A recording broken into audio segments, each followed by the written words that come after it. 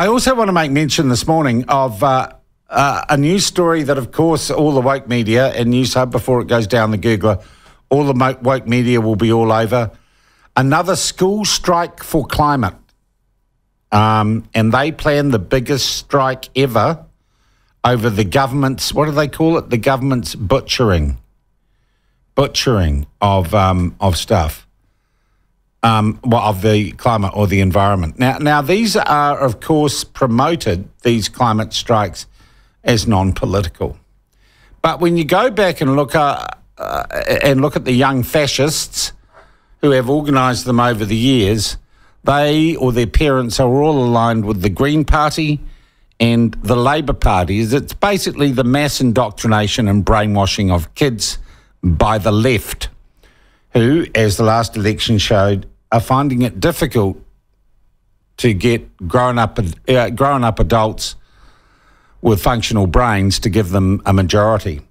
So make no mistake, the climate strike, school strike for climate, will be a political event. It will be the politicisation of children, and it will in fact be, and I'm really interested to see how the government, the Minister of Education, Erica Stanford, responds. It will be an organised act of lawfulness, lawlessness, because truancy, of course, is against the law. And the last government went round and encouraged these climate strikes because they all hoped they could lower the voting age to 16 and all these moronic brainwashed kids would vote Green or Labour. But I wonder if the new government might issue some pretty strict guidelines. I mean, why not have the protest on a Saturday or a Sunday? Because you'd only get a tenth of the number of people there, because most of the kids, God bless them, are just after the day off at school to play spaceys or whatever they do these days. But we will find, and we're going to invite them all on. Ben, that's your job for this week. We've got to get hold of the people who are organising the school strike for climate on the 5th of April. And then we'll try and get hold of the people who really organise it, the shady trusts, green youth, and the grown-ups who are manipulating the kids.